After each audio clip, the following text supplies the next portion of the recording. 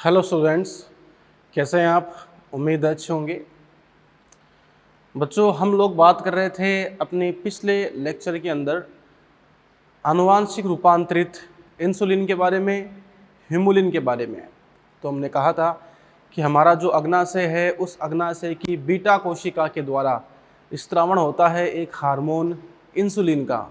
और जैसे कि हमने कहा था कि इंसुलिन का काम होता है कि ब्लड में जो एक्स्ट्रा लेवल ऑफ ग्लूकोज है, ब्लड जो है उस ब्लड के अंदर ग्लूकोज की मात्रा अगर आवश्यकता से ज़्यादा हो जाए तो वो एक्स्ट्रा ग्लूकोज जो है वो लिवर में स्टोर हो जाता है ग्लाइकोजन के रूप में। तो ब्लड में उपस्थित एक्स्ट्रा ग्लूकोज का ग्लाइकोजन के रूप में स्टोर हो जाना लिवर में, ये काम करता है इंसुलिन। लेकिन अगर हमारे शरीर में इंसुलिन की कमी हो जाए तो इंसुलिन की कमी होने पर वो जो ब्लड में आने वाला एक्स्ट्रा ग्लूकोज है, वो एक्स्ट्रा ग्लूकोज ग्लाइकोजन के रूप में बदल नहीं सकता और फिर वो एक्स्ट्रा ग्लूकोज जो है वो ब्लड से सीधा यूरिन के रूप में बाहर निकल जाता है। इसे हम लोग बोलते हैं डायबिटीज़ मेलाइटस, जैसे कि हमने बात की थी पहले। डायबिटीज़ मेलाइटस जो है, अगर आप उसकी कंडीशन देखो तो हम कह सकते हैं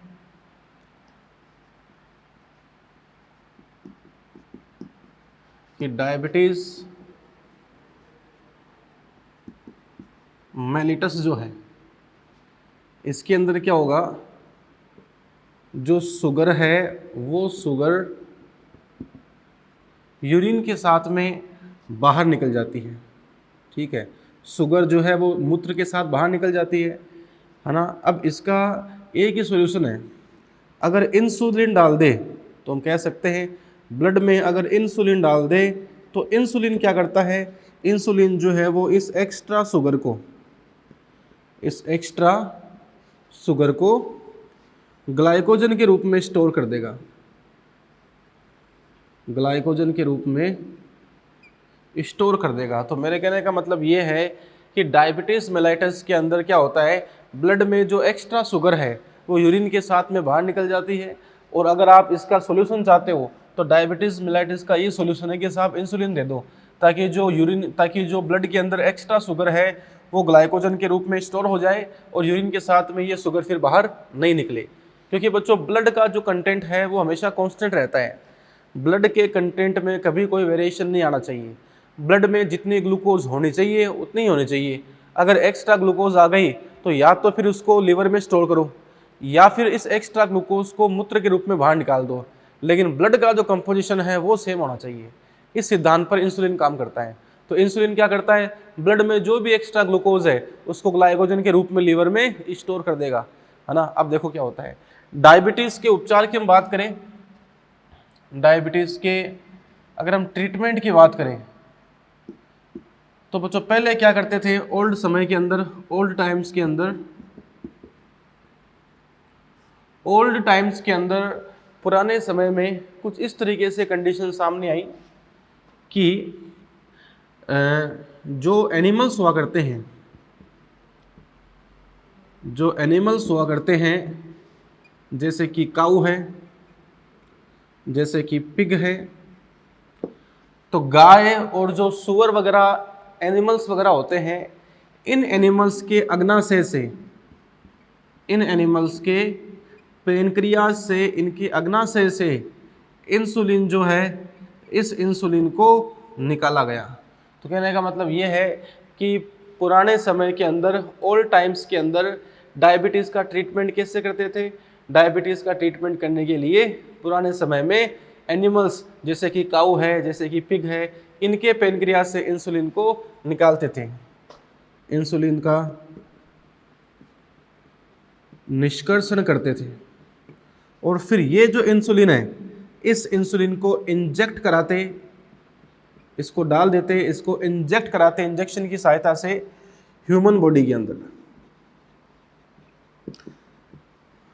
अब बच्चों, ह्यूमन बॉडी के अंदर अगर इस इंसुलिन को डाल दिया तो डायबिटीज़ की जो बीमारी है वो तो ठीक हो जाती। मतलब जो ब्लड में एक्स्ट्रा ग्लूकोज है वो यूरिन के रूप में बाहर नहीं निकलता, बल्कि वो जो एक्स्ट्रा ग्लूकोज है अब वो लीवर में ग्लाइकोजन के रूप में स्टोर हो जाता। मतलब डायबिटीज़ जो है उसका तो आपने कर दिया ट्रीटमेंट, इस जानवरों से निकाले जाने वाले इंसुलिन के द्वारा। लेकिन जब ये जानवरों से निकालने जाने वाला जो इंसुलिन है, जब इंसुलिन को जानवर से निकाला और मनुष्य के शरीर में डाल दिया, तो मनुष्य के शरीर में डालने के बाद में ये देखा गया कि ये जो इंसुलिन है वो डायबिटीज़ को तो ज़रूर ठीक कर देता है, डायबिटीज़ को तो ज़रूर ठीक कर देगा, लेकिन उस इंसुलिन के कारण शरीर में एलर्जी जो है वो उत्पन्न होना शुरू कर दी। तो हम यहाँ पे कह सकते हैं जब इस इंसुलिन का निष्कर्षण किया गया और इसको इंजेक्ट करा दिया ह्यूमन बॉडी में, तो इंजेक्ट कराने से क्या हुआ, जो एलर्जी है ये एलर्जी उत्पन्न हो गई, एलर्जी उत्पन्न हो गई। ये यहाँ पर सीन है। इसलिए हम यहाँ पे कह सकते हैं कि ये एनिमल से निकालने वाला जो इंसुलिन है, इसके द्वारा डायबिटीज़ का उपचार करना ये सही उपचार नहीं है, ये कोई सक्सेसफुल उपचार नहीं है। क्योंकि आपने मधुमेह को तो ठीक कर दिया, आपने डायबिटीज़ को तो ठीक कर दिया, लेकिन डायबिटीज़ को ठीक करने के चक्कर में जो एलर्जी हो गई उसका क्या समाधान है? समझ रहे बात को? तो हम यहाँ पे कह सकते हैं कि पुराने समय के अंदर ये जो सीन काम में लिया जाता था ये सक्सेसफुल नहीं है भाई।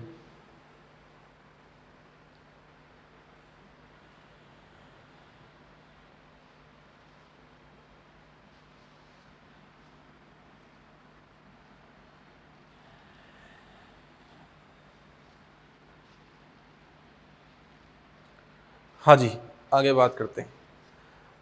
आगे बात अपन ये करते हैं कि हमारे शरीर में ये जो इंसुलिन बनता है, ये इंसुलिन बनता कैसे है, ठीक है, इसकी मैकेनिज्म क्या है, तो वो अपन यहाँ पर देखते हैं। जैसे होता बच्चों यहाँ पर ये है कि हमारे शरीर के अंदर जो पैनक्रियाज है, जो अग्नाशय है, हमारे शरीर के अंदर जो पैनक्रियाज है, बोले तो अग्नाशय जो होता है, इस पैनक्रियाज के द्वारा इन पैनक्रियाज में पाए जाने वाली बीटा सेल जो है वो इंसुलिन का निर्माण नहीं करती है, बल्कि पैनक्रियाज के अंदर पाई जाने वाली ये जो बीटा सेल है, इस बीटा सेल के द्वारा निर्माण होता है प्रो इंसुलिन का। निर्माण किसका होगा? प्रो इंसुलिन का। तो मेरे कहने का मतलब यहाँ पर यह है कि हमारे अग्नाशय में जो इंसुलिन बनता है, बेसिकली हमारे अग्नाशय में बनने वाला इंसुलिन बनता किस रूप में है? प्रो इंसुलिन के रूप में बनता है। और प्रो इंसुलिन का मतलब होता है निष्क्रिय इंसुलिन। इसका मतलब है इनएक्टिव फॉर्म ऑफ इंसुलिन। इसका मतलब है इनएक्टिव फॉर्म ऑफ इंसुलिन, अर्थात ये इंसुलिन की जो है वो निष्क्रिय अवस्था है, ये उसका निष्क्रिय रूप है, ठीक है। तो प्रो इंसुलिन क्या है? इनएक्टिव फॉर्म हो गया इंसुलिन का। अब जो होता है क्या बच्चों, ये जो प्रो इंसुलिन है, ये प्रो इंसुलिन जो है बाद में इंसुलिन के अंदर बदलता है। बदलता किसमें है? इंसुलिन के अंदर। मतलब अग्नाशय के द्वारा निर्माण होता है प्रो इंसुलिन का, और फिर उस प्रो इंसुलिन से क्या बन जाता है? इंसुलिन बन जाता है। और इंसुलिन का मतलब होता है एक्टिव फॉर्म। Active form. तो कहने का मतलब यहाँ पर यही इंसुलिन है जो हमारे शरीर में एक्स्ट्रा ग्लूकोज को ग्लाइकोजन में चेंज करे। लेकिन आप मुझे बताओ, हमारे शरीर में इस इंसुलिन का निर्माण, हमारे शरीर में इस इंसुलिन का निर्माण जो हुआ है वो इनएक्टिव फॉर्म में हुआ है या एक्टिव फॉर्म में होता है? तो याद रखना, अग्नाशय की बीटा कोशिका जो इंसुलिन बनाती है, ये इंसुलिन बनाती है निष्क्रिय रूप में, और इस बीटा कोशिका के द्वारा, इस बीटा कोशिका के द्वारा ये जो यहाँ पे प्रो इंसुलिन बना है जो कि निष्क्रिय रूप है, फिर हमारे शरीर के अंदर ये जो प्रो इंसुलिन है बदल जाता है इंसुलिन में, अर्थात सक्रिय हो जाता है। अब बात अपन ये करते हैं कि भाई ऐसा कैसे हुआ, ऐसा कैसे हुआ? इस अग्नाशय ने प्रो इंसुलिन बनाया और प्रो इंसुलिन से बन गया इंसुलिन। तो पहली बात तो प्रो इंसुलिन क्या है? निष्क्रिय रूप तो है, लेकिन प्रो इंसुलिन निष्क्रिय क्यों है? ठीक है, और ये इंसुलिन में कन्वर्ट कैसे होता है तो वो सुनो आप। जैसे ये होता है बच्चों प्रो इंसुलिन, इस तरीके से।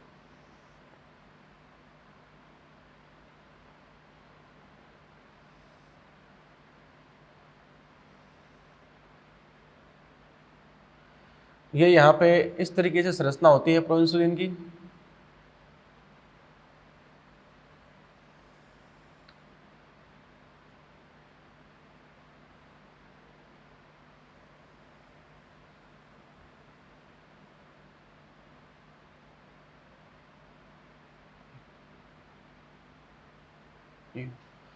ये बच्चों यहाँ पर कंडीशन है।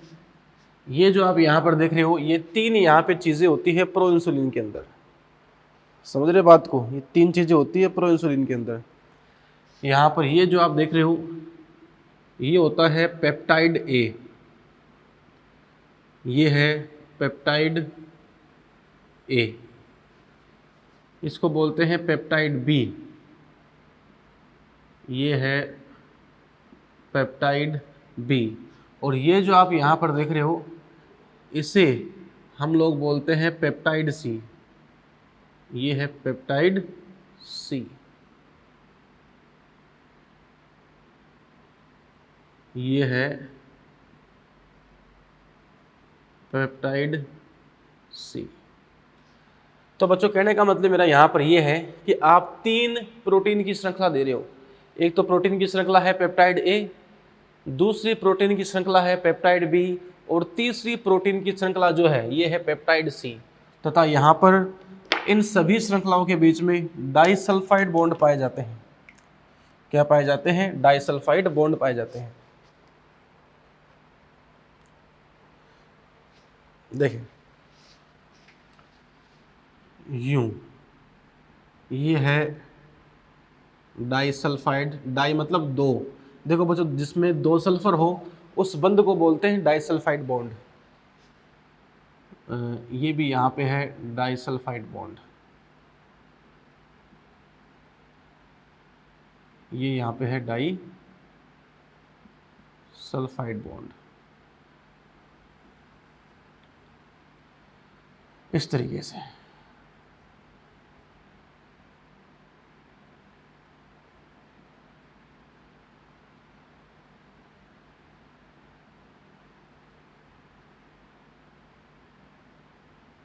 यूं, ये बच्चों यहाँ पे कंडीशन है।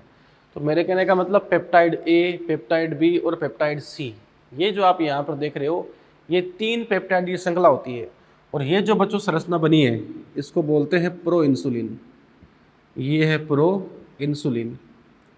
तो प्रो इंसुलिन जो है, इस प्रो इंसुलिन के अंदर तीन पेप्टाइड की श्रृंखला होती है, पेप्टाइड ए, पेप्टाइड बी और पेप्टाइड सी।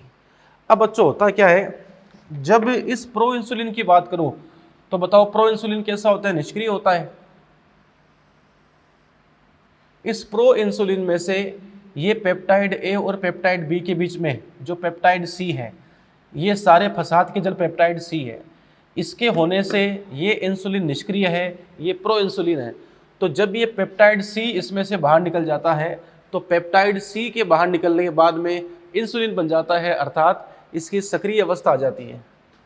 कुछ इस प्रकार से कंडीशन होती है।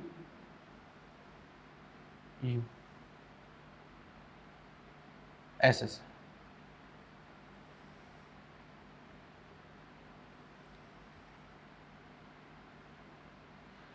इस प्रकार से बच्चों कंडीशन देखने को मिलती है।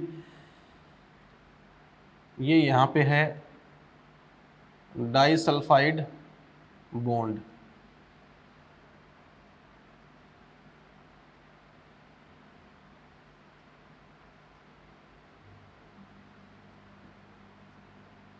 ये है डाइसल्फाइड बॉन्ड, ठीक है। और इसके बाद में ये जो बच्चों यहाँ पर बच गया, इसको बोलते हैं पेप्टाइड सी।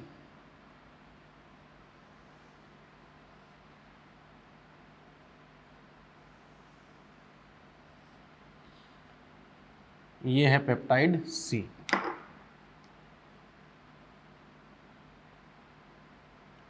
और डाइसल्फाइड बॉन्ड तो होते ही है प्रोटीन की श्रृंखला में, तो ठीक है। ये बच्चों यहाँ पे आपका हो गया इंसुलिन, ये है इंसुलिन। एंड ये जो आप यहाँ पर देख रहे हो, ये हो गया peptide C, this is peptide C.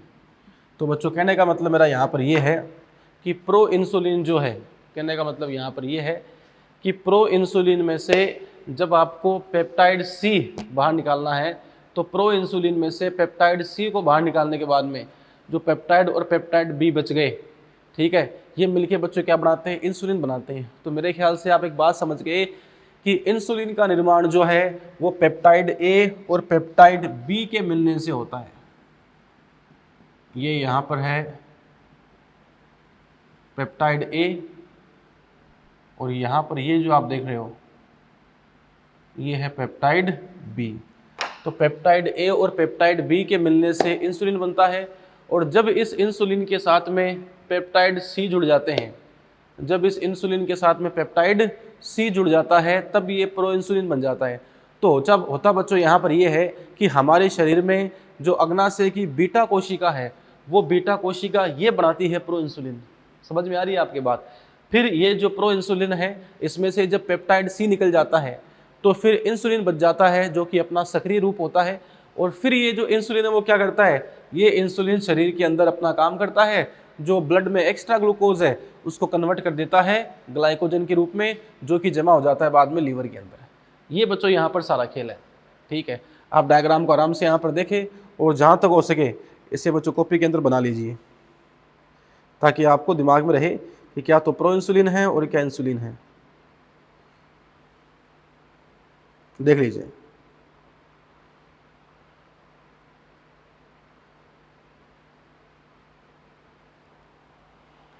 Okay, एक बच्चों बात बताना चाहूँगा मैं आपको। जैसे हमने ये कहा कि जो प्रो इंसुलिन है इस प्रो इंसुलिन के अंदर 3 श्रृंखला होती है, पेप्टाइड ए और पेप्टाइड बी और पेप्टाइड सी, जबकि इंसुलिन में खाली 2 श्रृंखला होती है। जो पेप्टाइड ए होता है ना, इस पेप्टाइड ए के अंदर होते हैं 21 एमिनो एसिड, इसमें 21 एमिनो एसिड होते हैं, जबकि जो पेप्टाइड बी है, जबकि जो पेप्टाइड बी है उसमें 30 एमिनो एसिड पाए जाते हैं, ठीक है। पेप्टाइड सी के अंदर परिवर्तनशील होते हैं अमीनो अम्लों की संख्या, तो वो हम लिख नहीं पाते, ठीक है। इस प्रकार से बच्चों यहाँ पे आप कह सकते हो कि एक इंसुलिन के अंदर जो अमीनो अम्लों की संख्या होती है, इंसुलिन के अंदर आप कह सकते हो टोटल 51 एमिनो एसिड्स पाए जाते हैं। 51 कैसे, 21 और 30 51 हो गए। अब आगे बात करते हैं इसमें।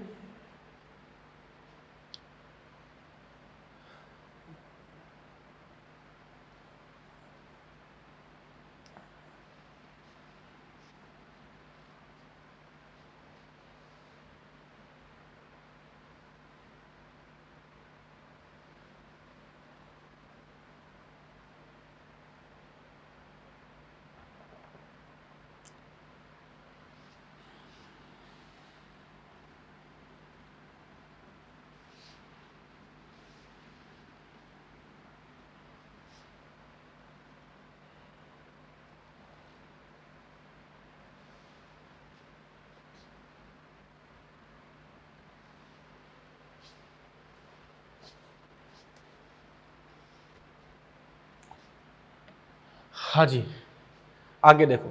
अब बच्चों हमको इंसुलिन चाहिए, तो यहाँ पर 2 तरीके हैं इंसुलिन प्राप्त करने के।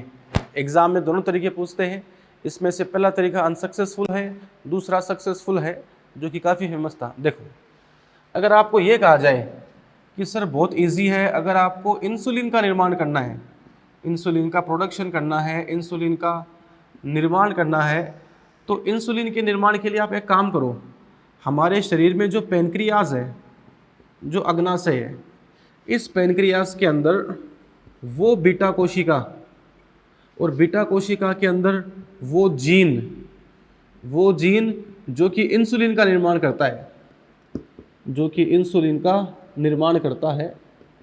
अगर हम हमारे अग्नाशय के अंदर बीटा कोशिका के अंदर वो जीन जो इंसुलिन का निर्माण करता है, बीटा कोशिका में उपस्थित अगर आप इस जीन को बाहर निकाल लो, इस जीन को आउट बाहर निकाल लो, और अगर इस जीन को किसी वेक्टर के साथ जोड़ दो और वेक्टर के साथ इस जीन को जोड़कर अगर आरडीएनए का निर्माण कर ले और फिर वो जो आरडीएनए है उसको किसी परपोषी कोशिका में डाल दे, उसको किसी ई कोलाई किसी होस्ट सेल में डाल दे, तो फिर उस परपोषी कोशिका में ये जो आरडीएनए होगा, तो फिर उस परपोषी कोशिका के अंदर, तो फिर उस परपोषी कोशिका में ये जो आरडीएनए होगा, इस आरडीएनए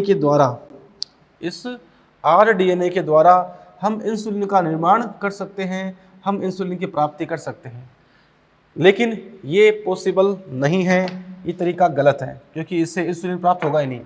कहने का मतलब क्या है कि हमारे अग्नाशय में वो जीन, हमारे पैनक्रियाज में, हमारे अग्नाशय में वो जीन जो कि इंसुलिन का निर्माण कर रहा है, अगर आप उस जीन को बाहर निकाल लो और इंसुलिन का निर्माण करने वाले उस जीन को किसी वेक्टर में डाल के आरडीएनए बना के किसी परपोषी कोशिका में डाल दो, तो परपोषी कोशिका में जो आपका वांछित जीन है वो क्या करेगा, परपोषी कोशिका में वो जो वांछित जीन है, उस वांछित जीन के द्वारा हम इंसुलिन का निर्माण कर सकते हैं। लेकिन ये तरीका सही नहीं है, इससे निष्कर्ष नहीं आ पाता, इससे इंसुलिन नहीं बन पाता, क्योंकि साहब बीटा कोशिका में उपस्थित ये जीन इंसुलिन का निर्माण नहीं करता, बल्कि निर्माण करता है प्रो इंसुलिन का।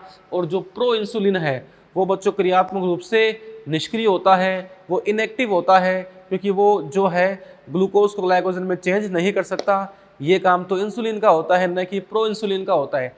तो बच्चों एग्जाम में कई बार क्वेश्चन आता है कि शरीर के अंदर इंसुलिन का निर्माण करने वाले जीन को, शरीर के अंदर इंसुलिन का निर्माण करने वाले जीन को, यदि शरीर के अंदर इंसुलिन का निर्माण करने वाले जीन को यदि किसी परपोषी कोशिका में स्थानांतरित कर दिया जाए, तो क्या उससे डायबिटीज मेलाइटस को दूर किया जा सकता है? नहीं, क्योंकि शरीर के अंदर जीन जो है वो इंसुलिन का निर्माण करता ही नहीं है, वो तो प्रो इंसुलिन का निर्माण करता है। अगर आपने इसको किसी परपोषी कोशिका में डाल दिया वेक्टर के साथ जोड़कर, तो वो परपोषी कोशिका इंसुलिन का निर्माण नहीं करेगी, बल्कि वो परपोषी कोशिका जो है आप कह सकते हो प्रो इंसुलिन का निर्माण करती है। वो परपोषी कोशिका जो है वो निष्क्रिय इंसुलिन का निर्माण करती है। तो ये तरीका तो हो गया फ्लॉप, ठीक है।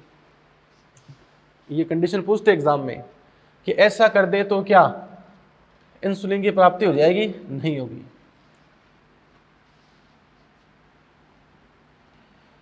हाँ जी, अब देखो बच्चों इसके बाद में क्या हुआ, चर्चा करते हैं अपने। ये बात है बच्चों 1983 की, ये बात है 1983 की। 1983 के अंदर एक अमेरिकन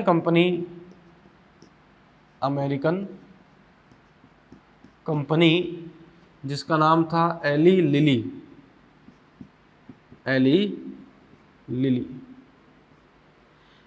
1983 में ये जो अमेरिकन कंपनी एली लिली है, सबसे पहले इसने क्या किया था, इसने फर्स्ट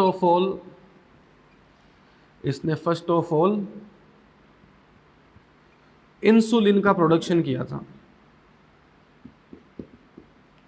तो कहने का मतलब ये है कि सबसे पहले इंसुलिन का उत्पादन किसने किया? तो सबसे पहले इंसुलिन का उत्पादन किया एली लिली, जो कि एक अमेरिकन कंपनी है, और उसने 1983 में, डाटा एनसीईआरटी का है, उसने 1983 में क्या किया? पहला इंसुलिन का निर्माण किया। देखो उसने क्या किया, उसको पता था कि भाई इंसुलिन क्या है। इंसुलिन के अंदर दो चीज़ें होती है। इंसुलिन में एक तो होता है पेप्टाइड ए,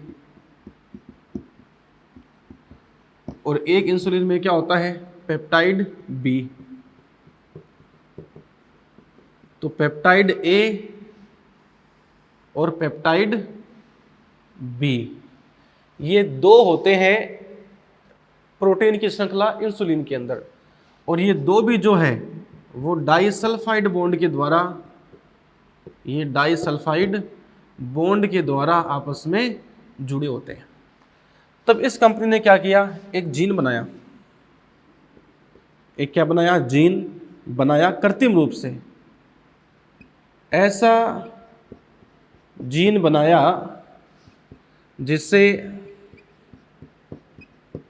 पेप्टाइड ए का निर्माण किया गया। मतलब इन्होंने कृत्रिम रूप से ऐसा जीन बनाया जिसके द्वारा पेप्टाइड ए का निर्माण किया गया। फिर उसके बाद में क्या किया, एक और जीन बनाया, ऐसा जीन बनाया जो कि पेप्टाइड बी नामक प्रोटीन का निर्माण कर सके। तो उन्होंने क्या किया, एलिली ने क्या किया, कृत्रिम रूप से 2 जीन बनाए। वो जीन किसी जीव में से नहीं निकाले, बल्कि खुद ही ने क्या किया, एलिली ने खुद ने क्या किया, लेबोरेटरी के अंदर 2 जीन बनाए। एक जीन वो था जिससे पेप्टाइड ए बनता था, दूसरा जीन वो था जिससे पेप्टाइड बी बनता था। ठीक है, फिर क्या हुआ, ये जो दोनों अलग अलग जीन बनाए थे, इस जीन को भी डाल दिया गया, इस जीन को भी प्लाज्मिड के साथ जोड़ दिया गया। प्लाज्मिड के साथ जोड़कर मतलब क्या बन गया, आरडीएनए बन गया। वांछित जीन है, अगर आपने इसको वेक्टर के साथ जोड़ दिया तो क्या बन गया, आरडीएनए। तो इस जीन को प्लाज्मिड के साथ जोड़कर ई कोलाई यहां पर क्या है, परपोषी कोशिका हो गई, परपोषी कोशिका। ई कोलाई में स्थानांतरित कर दिया गया, ई कोलाई में स्थानांतरित कर दिया गया। तो कहने का मतलब क्या है, उसने एक जीन बनाया, ठीक है, और वो ऐसा जीन था जो पेप्टाइड ए का निर्माण करने वाला था। इस जीन को प्लाज्मिड के साथ जोड़कर ई कोलाई परपोषी कोशिका में ट्रांसफर कर दिया गया। उसी प्रकार से जो दूसरा जीन बनाया, दूसरा जीन कौन सा था, पेप्टाइड बी वाला था। इस दूसरे जीन को भी उसने क्या किया, दूसरे जीन को भी उसने प्लाज्मिड के साथ जोड़कर आरडीएनए का निर्माण कर दिया। फिर इसको ई कोलाई परपोषी कोशिका में स्थानांतरित कर दिया। समझ रहे बात को। तो बच्चों ये इस प्रकार से हुआ, जैसे ये मान लो एक प्लाज्मिड और ये मान लो दूसरा प्लाज्मिड, इसमें तो डाल दिया ये जीन, इसमें डाल दिया ये जीन। तो दोनों जीन को कहाँ डाल दिया, प्लाज्मिड के अंदर, ठीक है। फिर ये जो दोनों प्लाज्मिड है इनको डाल दिया परपोषी कोशिका के अंदर। ये परपोषी कोशिका जो है इसमें डाल दिया दोनों प्लाज्मिड को, इस प्रकार से। फिर बच्चों क्या हुआ, प्लाज्मिड के अंदर दोनों कोशिका जो है जिसमें आपने डाल दिया, ठीक है, ये तो कौन सा है, ये तो है मान लो पेप्टाइड ए का निर्माण करने वाला जीन, और ये है पेप्टाइड बी का निर्माण करने वाला जीन। अब बच्चों क्या हुआ, दोनों परपोषी कोशिका से, दोनों यहाँ पे परपोषी कोशिका कौन सी थी, ई कोलाई थी। देखो अलग अलग ई कोलाई थी। इस ई कोलाई के द्वारा पेप्टाइड ए की प्राप्ति की गई, इसके द्वारा पेप्टाइड बी की प्राप्ति की गई, और फिर दोनों पेप्टाइड को, फिर peptide A and peptide B, जो कि अलग अलग ई कोलाई कोशिका के द्वारा निर्मित होता है। Peptide A and peptide B को डाइसल्फाइड बॉन्ड से जोड़कर, डाइसल्फाइड बॉन्ड से जोड़कर इंसुलिन तैयार कर दिया गया। इंसुलिन तैयार कर दिया गया, ये यहां पर सीन है। और ये जो इंसुलिन तैयार किया गया, इस इंसुलिन का नाम था ह्यूमुलिन। इसका नाम क्या था, ह्यूमुलिन था। तो अपन यहाँ पे कह सकते हैं कि ह्यूमुलिन जो है वो कृत्रिम इंसुलिन था जिसका निर्माण किया गया था लेबोरेटरी के अंदर एली लिली अमेरिकन कंपनी के द्वारा। ये बच्चों यहाँ पर सीन था, ये बच्चों यहाँ पे था कृत्रिम इंसुलिन। समझ रहे बात को, ये यहाँ पे सीन था। तो इस प्रकार से चिकित्सा के क्षेत्र में जो कृत्रिम इंसुलिन है उसका भी निर्माण किया गया था। आगे देखते हैं, ठीक है बच्चों। तो इंसुलिन क्या करता है, जानवरों के इंसुलिन से क्या होता है, और अगर इंसुलिन का निर्माण करने वाले जीन को वेक्टर के साथ जोड़कर होस्ट सेल में डाल दे तो उससे इंसुलिन बनेगा नहीं बनेगा? नहीं बनेगा। तो सबसे पहले इंसुलिन किसने बनाया था? इस कंपनी ने बनाया था, 1983 में बनाया था और इस तरीके से बनाया था।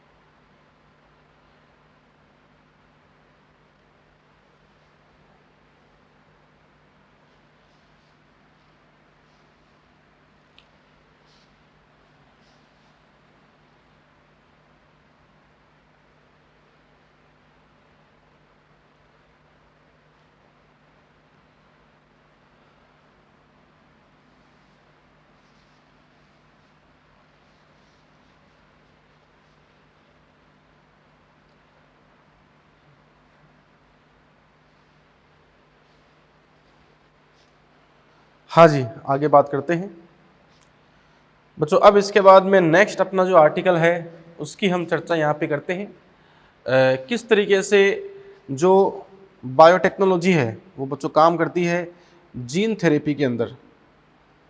आयो बात करते हैं।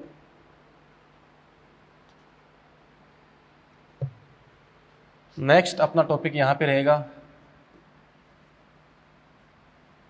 Gene therapy.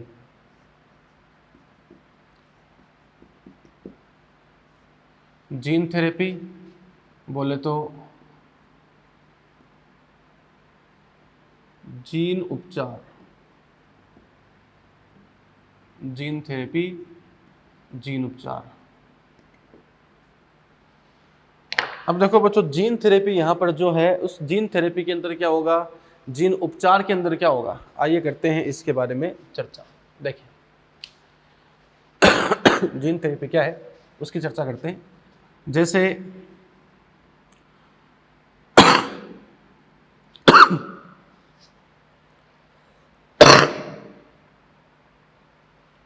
मान लो बच्चों शरीर के अंदर कोई भी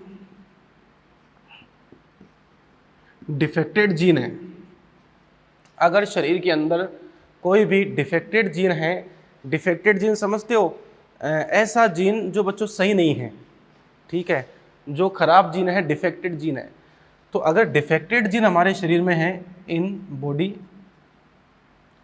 तो बच्चों बॉडी के अंदर डिफेक्टेड जीन होने से हम यहाँ पे कह सकते हैं कि शरीर में बॉडी के अंदर डिसऑर्डर बोले तो विकार जो है, ये विकार डिसऑर्डर जो है ये उत्पन्न हो जाते हैं, ये उत्पन्न हो जाते हैं। तो मेरे कहने का मतलब यहाँ पर ये है कि शरीर में डिफेक्टेड जीन जो है, ये डिफेक्टेड जीन होने पर, शरीर में डिफेक्टेड जीन होने पर विभिन्न प्रकार के शरीर में विकार उत्पन्न हो जाते हैं, बॉडी में डिसऑर्डर उत्पन्न हो जाते हैं, ठीक है। और शरीर में ये जो डिसऑर्डर है ये बच्चों आनुवांशिक भी होते हैं। आनुवांशिक कैसे? क्योंकि साहब जीन डिफेक्टेड है ना, जीन डिफेक्टेड है, तो जब वो जीन अगली पीढ़ी में जाएगा, जब वो जीन अगली पीढ़ी में जाएगा तो वहाँ पर भी क्या होगा, उस डिफेक्टेड जीन के कारण विकार उत्पन्न होगा। समझ रहे बात को? तो इस प्रकार से आप कह सकते हो कि शरीर में डिफेक्टेड जीन होने से विकार उत्पन्न होता है, और ये जो विकार है वो पीढ़ी दर पीढ़ी, वो पीढ़ी दर पीढ़ी अगली जनरेशन में जाता रहता है। तो हम यहाँ पे कह सकते हैं विकार उत्पन्न हो जाते हैं, और ये विकार जो है, ये विकार आनुवांशिक भी हो सकते हैं, आनुवांशिक भी हो सकते हैं, ठीक है। तो शरीर के अंदर ये जो बच्चों यहाँ पे डिसऑर्डर्स उत्पन्न होते हैं, ये जो यहाँ पर विकार उत्पन्न हुए हैं, ये विकार अगली जनरेशन के अंदर भी ट्रांसफ़र हो सकते हैं, है ना।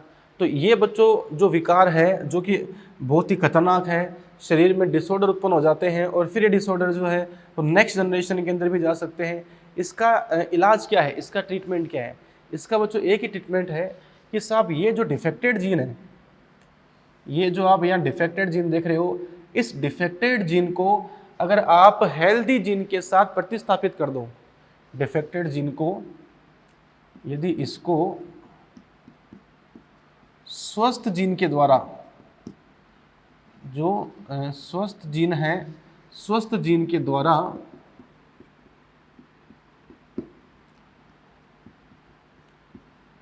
प्रतिस्थापित कर दिया जाए, प्रतिस्थापित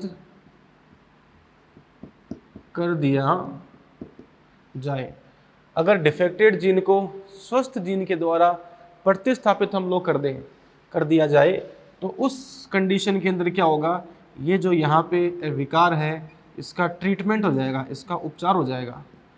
तो बच्चों कहने का मतलब क्या है कि ट्रीटमेंट कैसे करोगे, अगर मान लो शरीर के अंदर कोई डिफेक्टेड जीन है और उस डिफेक्टेड जीन से शरीर में डिसऑर्डर, विकार उत्पन्न हो रहा है, और अगर आप उस डिसऑर्डर को दूर करना चाहते हो तो कैसे करोगे, उस डिसऑर्डर को दूर करने के लिए, अच्छा ये ऐसा डिसऑर्डर जो अनुवांशिक भी है, मतलब बाप से बच्चे के अंदर भी ये ट्रांसफर होता है, माँ से बच्चे के अंदर भी ये ट्रांसफर होता है, तो इस प्रकार से एक जनरेशन से दूसरी जनरेशन के अंदर भी अगर कोई विकार, कोई डिसऑर्डर जो है वो जाते हैं, मूव करते हैं, तो बच्चों इसको हम लोग बोलते हैं अनुवांशिक विकार, कि साहब ये जेनेटिक डिसऑर्डर है, ये नेक्स्ट जनरेशन में जाएंगे।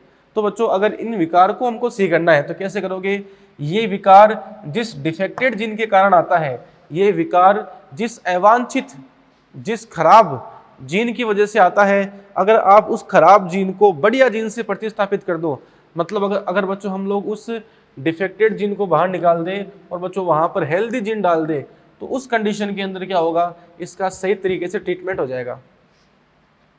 एक नाम बच्चों यहाँ पे होता है बायोथेरेपी, या इसे हम लोग बोलते हैं जीन थेरेपी, एक ही बात है, बायोथेरेपी या जीन थेरेपी। बच्चों क्या है बायोथेरेपी, क्या है जीन थेरेपी, वही डिफेक्टेड जीन को, डिफेक्टेड जीन को रिमूव करके, डिफेक्टेड जीन को हटा करके, रिमूव करके वहाँ हेल्थी जीन को इंजेक्ट करा देना, हेल्थी जीन को उसमें डाल देना, इंजेक्ट करवा देना, क्या कहलाता है, जीन थेरेपी कहलाता है। तो बच्चों क्या है जीन थेरेपी, कि डिफेक्टेड जीन को रिमूव करके वहाँ से हेल्दी जीन को डाल देना, उसको हम लोग बोलते हैं बायोथेरेपी, जीन थेरेपी। लेकिन बच्चों यहाँ पर एक समस्या आती है, समस्या आती है कि साहब मान लो कोई जीन है वो डिफेक्टेड है, तो जीन तो हमारे पूरे शरीर में है भी, हमारी एक कोशिका के अंदर लगभग 35,000 जीन है, और वो 35,000 जीन जो है वो हमारे सभी कोशिका में है, हमारे सिर से लेकर हमारे पैर तक की हर कोशिका में वो 35,000 जीन है। लेकिन अलग अलग कोशिका में अलग अलग जीन अपना काम प्रकट करता है, बात समझ रहे हो। जैसे मान लो बच्चों स्टोमक में कोई जीन है, तो स्टोमक में एक जीन वो भी है जो पेप्सिन एंजाइम का स्त्रावण करता है। अब वो जीन है तो हमारे हाथ के अंदर भी, पर यहाँ वो जीन निष्क्रिय है। कहने का मतलब क्या है कि साहब जीन तो हर कोशिका में पाए जाते हैं, लेकिन वो जीन अपने संबंधित कार्य के अनुसार विशेष स्थान पर ही अपना प्रकटन करता है, विशेष स्थान पर ही अपनी अभिव्यक्ति दर्शाता है। समझ रहे बात को। तो साहब इस प्रकार से हम कह सकते हैं कि हमारे शरीर के अंदर तो पता नहीं कितनी कोशिका है, और हर कोशिका में बच्चों क्या है 35,000 जीन है, 35,000 से ज़्यादा मानो आप, ठीक है। तो इस प्रकार से हम अगर हमारे शरीर की बात करें तो बच्चों शरीर की हर कोशिका से जीन को निकालना बहुत मुश्किल है। शरीर की हर कोशिका से अगर आप डिफेक्टेड जीन को निकालना चाहो तो इट्स वेरी क्रिटिकल कंडीशन, ये काफ़ी क्रिटिकल पॉइंट हो गया, ये तो बहुत मुश्किल है। तो बच्चों आप एक काम करो, शरीर जब भ्रूणी अवस्था में होता है किसी एम्ब्रियो के अंदर या फिर किसी जाइगोट के अंदर, युग्मनज के अंदर, जाइगोट तो एक कोशिका होती है और भ्रूण कुछ कोशिका होती है, ठीक है। तो जाइगोट में से या भ्रूण में से आपने वो जीन निकाल लेना है जो कि हानिकारक है, जो कि डिफेक्टेड है। तो जीन थेरेपी के अंदर क्या पूरे शरीर के जीन निकालोगे या फिर जो जायगोट एम्ब्रियो है उसके जीन निकालोगे? जायगोट या जो एम्ब्रियो है उसके जीन निकालेंगे, क्योंकि वो इजीली पॉसिबल है। हमारे शरीर की हर कोशिका में से जीन निकालना असंभव है, इट्स नॉट पॉसिबल। समझ रहे बात को? ये बच्चों यहाँ पे कंडीशन है।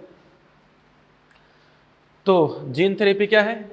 डिफेक्टेड जीन अगर बॉडी में है तो वो डिसऑर्डर उत्पन्न करता है, और ये डिसऑर्डर आनुवांशिक भी हो सकते हैं। इस डिफेक्टेड जीन को स्वस्थ जीन के द्वारा प्रतिस्थापित करके हम उपचार कर सकते हैं, और इस उपचार को हम लोग बोलते हैं जीन उपचार। इसे हम लोग क्या बोलते हैं? जीन उपचार बोलते हैं। तो जीन उपचार का मतलब क्या है? जीन थेरेपी का मतलब क्या है? डिफेक्टेड जीन को रिप्लेस करना हेल्दी जीन से। ये बच्चों यहाँ पे क्या कहलाता है? बायोथेरेपी कहलाती है। और बायोथेरेपी जो है उसके अंदर हम कौन से जीनों को रिप्लेस करते हैं? तो बायोथेरेपी के अंदर हम लोग जो है जायगोट और एम्ब्रियो जो है उनमें पाए जाने वाले जीनों को रिप्लेस करते हैं। ये बच्चों यहाँ पर परिभाषा हो गई जीन थेरेपी की। ये मोटा मोटी एक इंट्रोडक्शन हो गया बायोथेरेपी का। अब बायोथेरेपी का एग्जाम्पल जो है वो एडीए डेफिशिएंसी है। ये पढ़ाऊंगा मैं आपको अगले लेक्चर के अंदर। फिलहाल मैं हल्का सा आपको रिकेप कर देता हूँ। आज हमने ये पढ़ा कि किस तरीके से एली लिली कंपनी जो है उसने इंसुलिन का निर्माण किया था 1983 के अंदर। उसने किस तरीके से इंसुलिन का फॉर्मेशन किया था। यहाँ बच्चों ध्यान देने वाली बात यह है कि उसने कृत्रिम रूप से 2 ऐसे जीन बनाए लेबोरेटरी के अंदर जिनके द्वारा पेप्टाइड ए बन सकता है, पेप्टाइड बी बन सकता है। फिर इन दोनों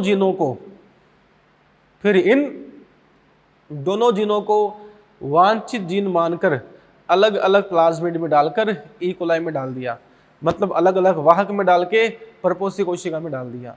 और फिर इन परपोषी कोशिका से इन होस्ट सेल से जो पेप्टाइड ए और पेप्टाइड बी बने, उन दोनों को डाइसल्फाइड बॉन्ड की सहायता से जोड़कर आप कह सकते हो एक कृत्रिम सक्सेसफुल इंसुलिन का निर्माण किया था। फिर बच्चों हमने बात की कि जीन थेरेपी क्या है, जीन उपचार क्या है। तो डिफेक्टेड जीन को निकाल के वहां पर हेल्थी जीन डाल देना, ये जीन उपचार है। चलिए बाकी बात करते हैं बच्चों नेक्स्ट टर्न पे। Thank you.